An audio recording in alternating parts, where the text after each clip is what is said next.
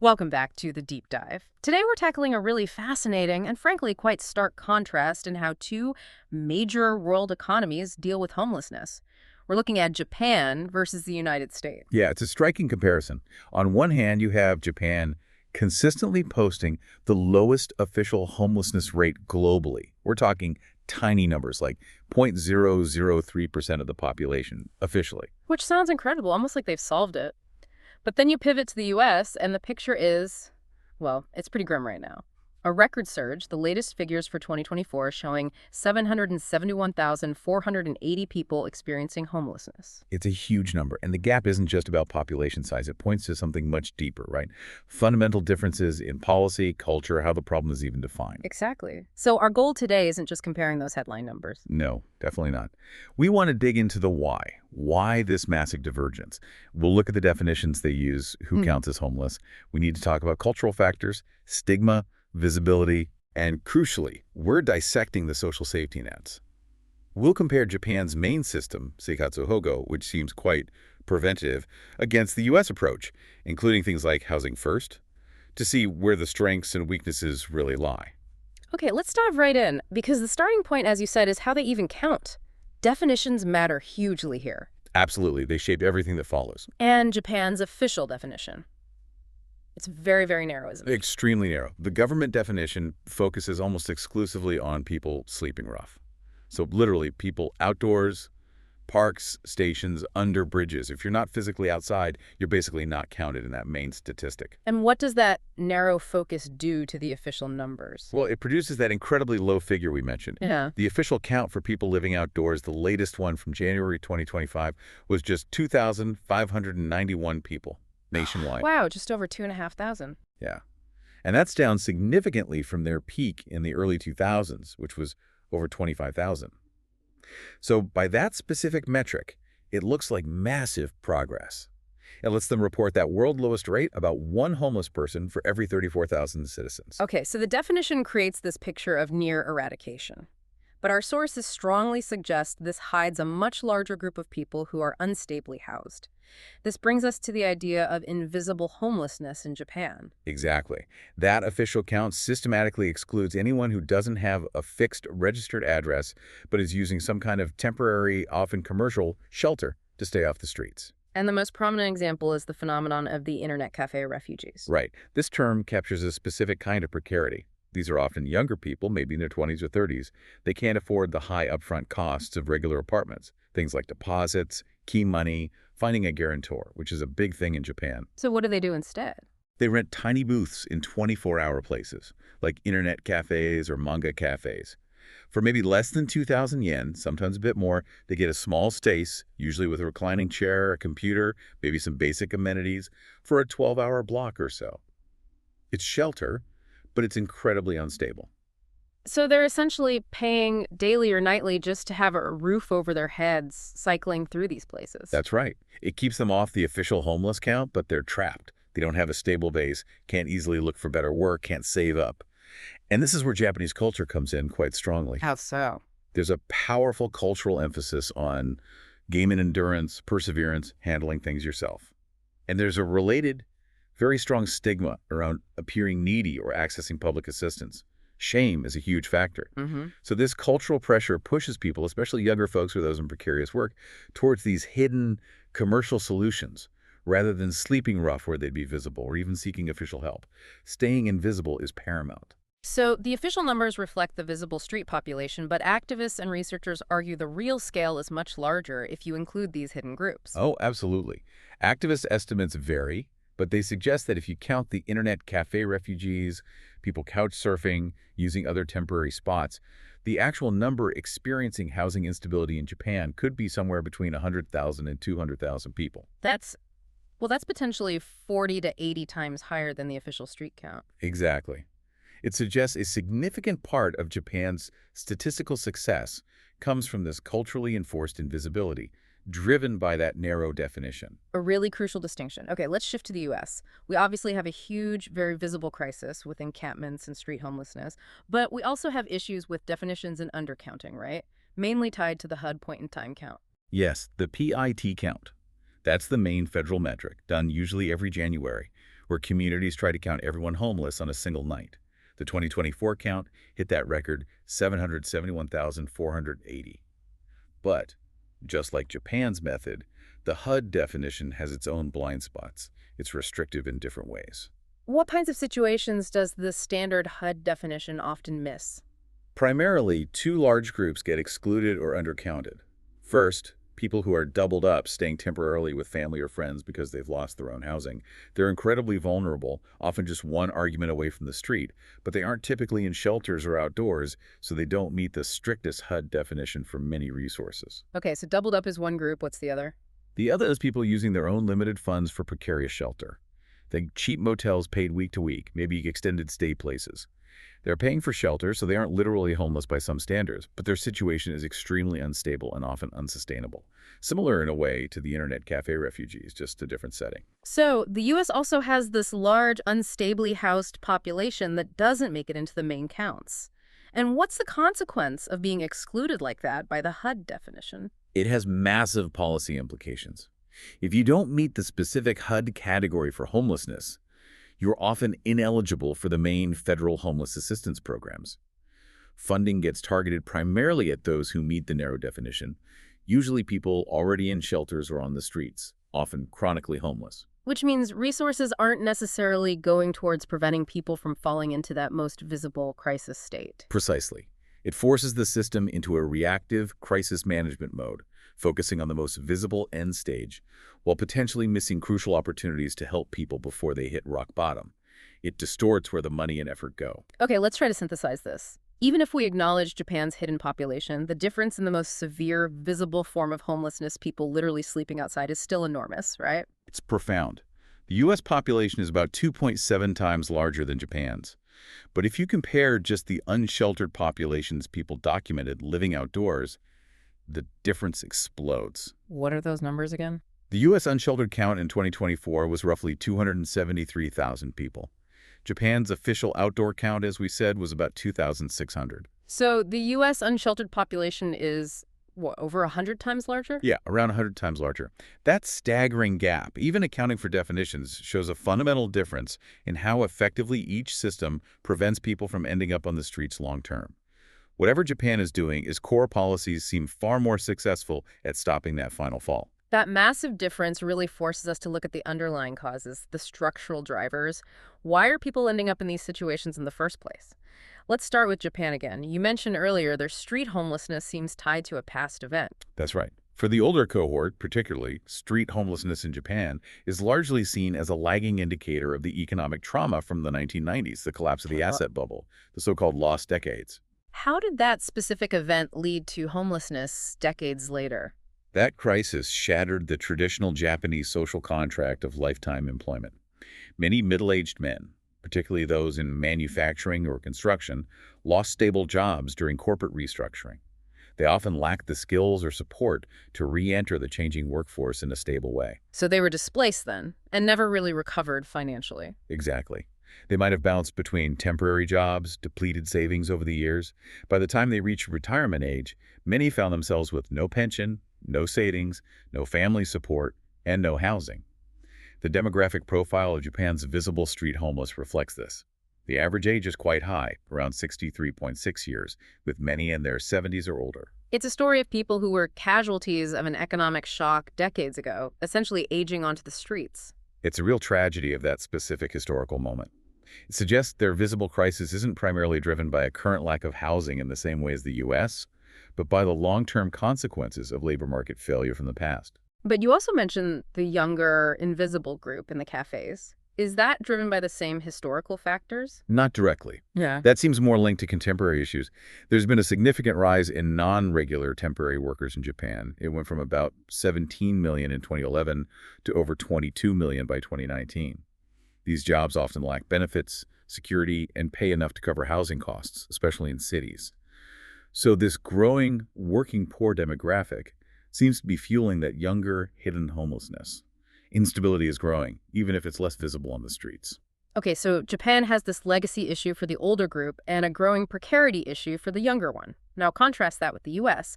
Our crisis feels much more like a contemporaneous indicator, something happening right now because of current conditions. Absolutely. The overwhelming driver in the U.S. is the severe nationwide shortage of affordable housing, coupled with wage stagnation for lower-income workers. Rent has simply outpaced earnings for millions of people. And this has led to that record number of people experiencing chronic homelessness. Yes, that's a key indicator of system failure. Chronic homelessness defined as being homeless for a year or more, or repeatedly, while having a disabling condition reached over 152,000 people in the latest count. These are individuals the system has profoundly failed, often for years. And unlike Japan's culturally driven invisibility, the U.S. housing shortage manifests very visibly, with large encampments becoming common in many cities. Right. The sheer lack of affordable options forces people into public spaces. But the visibility itself often triggers counterproductive responses. Instead of focusing solely on housing solutions, cities often resort to sweeps, forcibly clearing encampments. Which just displaces people, often destroying their belongings, and doesn't solve the underlying problem. Exactly. It's costly, traumatic, and ineffective in the long run. It treats the symptom, not the disease, which is the lack of housing. And we see this most acutely in high-cost coastal cities where the affordability gap is widest. And layered onto this affordability crisis in the U.S. is the issue of deep systemic inequality. You absolutely cannot talk about homelessness in the U.S. without talking about race.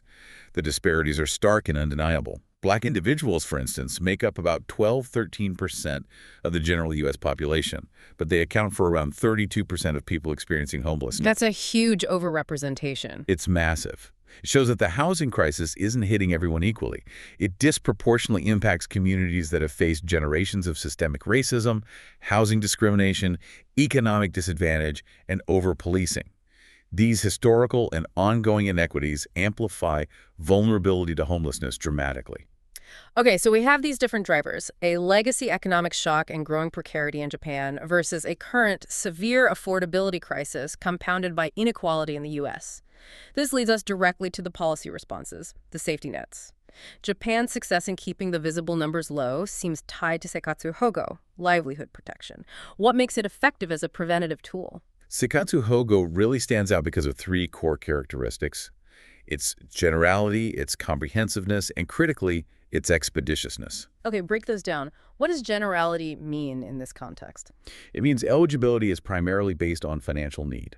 If your income and assets fall below a certain level needed to maintain a basic standard of living, you generally qualify. It's not restricted to specific categories like being elderly or disabled in the same way as some U.S. programs. So, if you're experiencing homelessness, you're almost certainly financially eligible.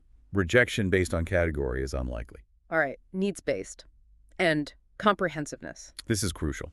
Housing assistance isn't treated as a separate application or a program with its own waiting list. It's an integral part of the Seikatsu Hogo package. When you're approved, the assistance covers basic living expenses and includes support for housing costs, ensuring you can secure shelter immediately. It tackles income and housing simultaneously. That integration sounds key, but you said the most critical part is expeditiousness. Tell us about the speed. This is arguably the single biggest difference maker compared to the U.S. system. Japanese law mandates that officials must make a decision on a Seikatsu Hogo application very quickly. Typically, it's within 14 days. 14 days. Usually, yes. And there's a hard legal maximum of 30 days. Compare that to the U.S. Right. We'll get to that. But think about what that speed does. It drastically shortens or even eliminates the period someone might spend literally on the street or in emergency shelters. It prevents that downward spiral. Exactly. It stops the situation from escalating. It avoids that prolonged exposure to trauma, violence, worsening health problems, and potential criminal justice involvement that often happens during long waits for help. That rapid response is inherently preventative against chronic homelessness. So the system is designed to catch people quickly before their situation deteriorates into that complex long-term state. That's the structural design and its strength. However, there's a major caveat we have to mention. Ah, okay. What's the catch? The uptake rate is surprisingly low. Estimates suggest only about 20% of people who are eligible for Seikatsu Hogo actually receive it. Wait, only 1 in 5. If the system is so good structurally, why aren't more people using it? It comes back to that cultural stigma we discussed earlier. There's immense shame associated with relying on welfare. But it's also amplified by a specific administrative requirement. the mandatory fuyu shukai, or family support inquiry. What does that involve? Welfare officials are required to contact the applicant's relatives, parents, siblings, adult children to see if they can provide financial support instead of the state. For many Japanese people, the thought of involving family, of admitting need to them, is deeply uncomfortable, even unbearable. So the fear of shame, of burdening family or disrupting relationships, acts as a massive deterrent. A huge deterrent. Many choose extreme hardship, like staying in internet cafes or enduring poverty, rather than go through that process. So while the system itself is structured effectively for prevention, this cultural and administrative barrier significantly limits its reach and impact. It's a paradox. Wow, okay. A structurally sound system undermined by cultural barriers.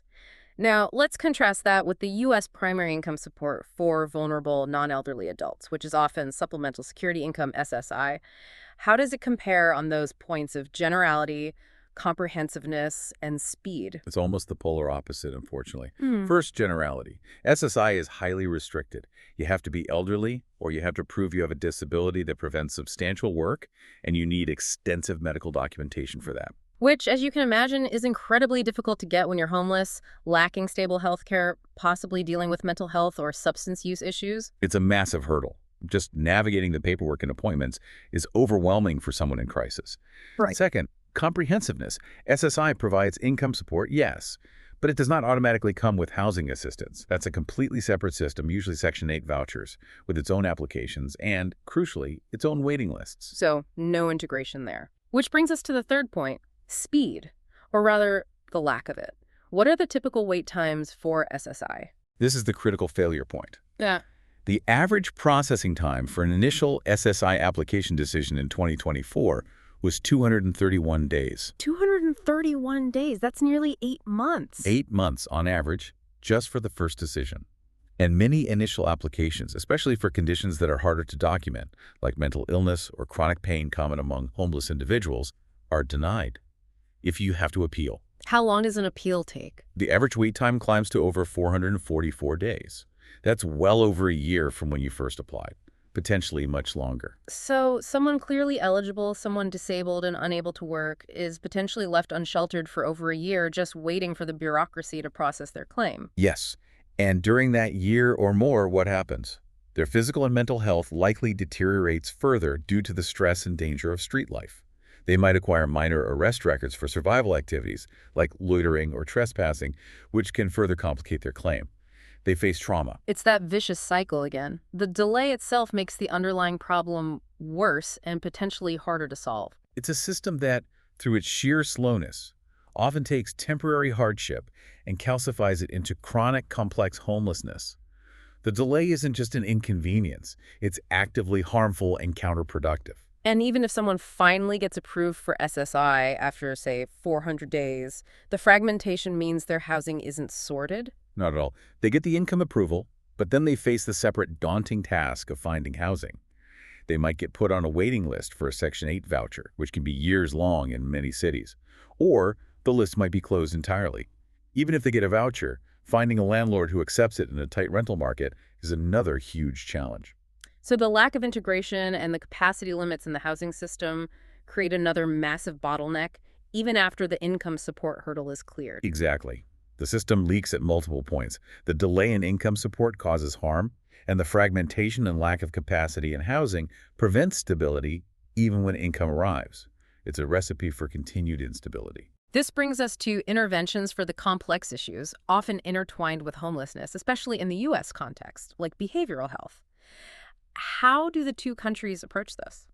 Japan, as we touched on, operates in a somewhat different context here. They have relatively low rates of illicit drug addiction compared to the U.S. and haven't faced the same kind of devastating opioid crisis. Right. Their traditional approach to severe mental illness has often relied more on institutionalization, psychiatric hospitals. It's kind of a containment model. Right. This keeps individuals with the most severe conditions out of public view, contributing to those low street homelessness numbers. But does institutionalization equate to high-quality, recovery-oriented care? That's a major question. Critics raise concerns about the quality and therapeutic limitations within some institutions. For example, Japan's public health insurance might not cover the full range of modern psychiatric medications, like newer antidepressants or antipsychotics. There are also questions about the adequacy of training for community-based psychologists and a lag in adopting more modern community-integrated care models compared to some other developed nations. So visibility is low, but quality of care and recovery prospects are debatable. Okay, so a containment model in Japan. The U.S., facing much higher rates of co-occurring mental illness and substance use disorders, particularly opioids, had to develop different strategies. This led to the widespread adoption of housing first. Yes, housing first emerged as a direct response to the failure of older models. The old way, often called the linear or treatment-first approach, required people to achieve sobriety or demonstrate treatment compliance before they could get housing. It often didn't work well for people with complex needs. How does housing first flip that? It completely reverses the logic. It says housing is a basic human right and a necessary foundation for recovery. So it provides immediate access to permanent, independent housing without preconditions like sobriety or mandatory treatment. The idea is that once someone is stably housed, they are in a much better position to address other issues like health, mental health, or substance use, with voluntary supportive services offered. Get the housing first, then offer help. And is there evidence that this approach works? The evidence is overwhelming, actually. Numerous randomized controlled trials, the gold standard in research, have shown housing first is highly effective. Participants maintain housing stability at much higher rates, often 70–80% or more, compared to maybe 30–40% in traditional programs. That's a huge difference in outcomes. Is it also cost-effective? It sounds expensive to just give people housing. That's the counterintuitive part. It often saves money.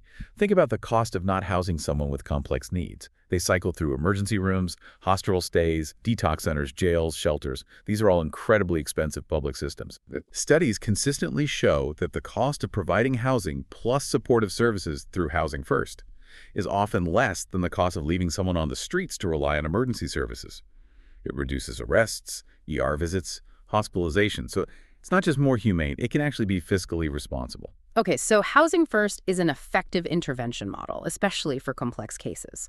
But both interventions and prevention ultimately rely on having enough housing. Let's look at housing supply strategies. How does Japan approach this beyond integrating it into Seikatsu Hogo? Well, that integration is the cornerstone. But beyond that, local governments, especially in major cities like Tokyo, are quite proactive. They have specific targets and strategies to ensure an adequate supply of affordable rental units for people on assistance, sometimes intervening to keep rents capped at, say, 60–80% of market rates. That's significant intervention. But you mentioned something really interesting earlier about how they use existing housing stock. Yes, this is a key innovation tailored to Japan's specific situation. Japan has an aging population and declining birth rate, which has led to a growing number of vacant homes called akiya. Millions of them across the country. Historically, Japanese homes depreciate quickly, and older ones are often abandoned rather than renovated. So how are they using these vacant homes? Policy is increasingly focused on utilizing this existing stock. Instead of just building new affordable housing, which is slow and expensive, strategies involve renovating and repurposing these vacant and used homes to provide affordable options. It tackles the housing shortage and the problem of vacant property resource waste simultaneously. It's quite clever and adapted to their demographic reality. A very integrated approach using existing resources. Now, contrast that with the U.S. We have effective programs like Rapid Rehousing, or RH, which you mentioned helps people exit homelessness quickly and has high success rates in the short term, preventing recurrence for 80–90% of participants. And we spend billions through the Continuum of Care program, but we still face a massive scale problem. What's the core issue? It boils down to capacity, pure and simple. RH is great for getting someone housed quickly with short-term rental assistance, maybe for 6–12 months. But what happens when that assistance runs out? The person needs a long-term, affordable solution. And that's where the system breaks down. Because the main long-term solution, Section 8 vouchers, is overwhelmed. Completely overwhelmed. Waiting lists are years long in most places. Sometimes they're closed entirely, not even accepting new applicants. Even if you're lucky enough to get a voucher, the subsidy amount might not be enough in a high-cost market. Or you face immense difficulty finding a landlord willing to accept it due to administrative burdens or stigma. So successful short-term programs like RRH are essentially hitting a wall because there's no long-term affordable housing available at the scale needed. Precisely. People get stabilized temporarily, make progress, but then they hit the end of the short-term help and face the same unaffordable market that led to their homelessness in the first place. They end up cycling back into instability or homelessness because the crucial exit ramp, permanent affordable housing is blocked by this capacity crisis. Mhm. We're good at triage, but poor at providing the cure because the supply isn't there. Okay, we've covered a huge amount of ground definitions, drivers, safety nets, interventions, housing supply. If you had to synthesize the absolute core difference explaining Japan's low visible homelessness versus the U.S. crisis, what would it be? I think it fundamentally comes down to the initial safety net response. Japan's success, despite its cultural limitations, stems from having a system, Seikatsu Hogo, that is, by design, rapid, integrated, and preventative. It aims to stop homelessness before it becomes entrenched, operating in a context with less complex addiction issues. The U.S. failure, on the other hand, is largely defined by bureaucratic fragmentation and crippling administrative delays. This systemic inefficiency turns solvable temporary crises into long-term, complex, chronic homelessness, made worse by the affordability crisis and issues like the opioid epidemic. Speed and integration versus delay and fragmentation. That's a big part of it, yes. So, based on this comparison, what are the concrete policy lessons the U.S. could potentially learn from Japan's model, adapted for our context? I think there are three big ones. First, mandate speed. The U.S. absolutely needs legally mandated short processing times for essential benefits like SSI, especially for those who are unsheltered.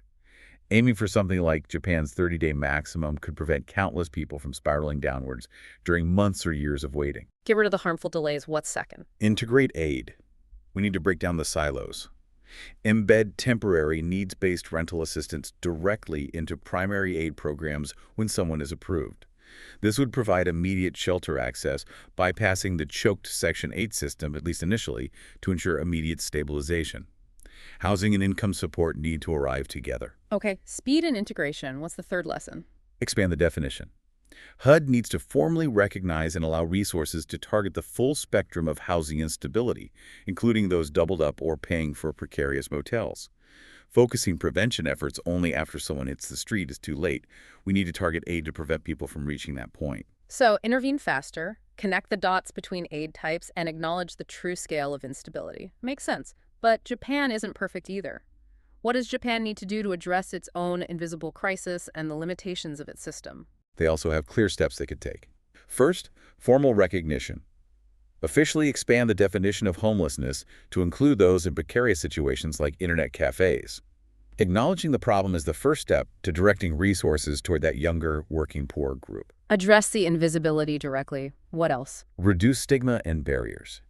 Critically review and ideally eliminate that mandatory family support inquiry for Seikatsu Hogo.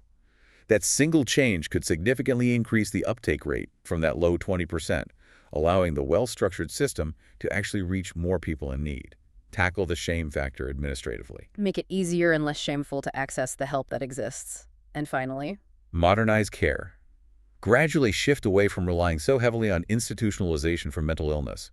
This means ensuring public insurance covers modern medications, investing more in community-based mental health services, and improving training for psychologists to meet contemporary standards. Better quality, more integrated care. fascinating. So this deep dive really highlights that it's not just about how much money you spend, is it? It's about how the system operates the speed, the integration, who you decide to count. Japan, despite its flaws, built speed and integration into its core system to keep people off the streets quickly. The U.S., with its delays and fragmentation, seems to almost inadvertently trap people in the very state it's trying to address. It really forces you to question the design. If we know, and the evidence suggests we do, that rapid integrated support is more effective and often even cheaper in the long run than managing chronic homelessness, then is the systemic delay we see in the U.S. an unavoidable reality? Or is it a structural failure, perhaps even a political choice, that could be fixed? It makes you wonder, what specific changes could you in your own community or sphere of influence push for to prioritize that kind of rapid integrated assistance? That's the question to carry forward.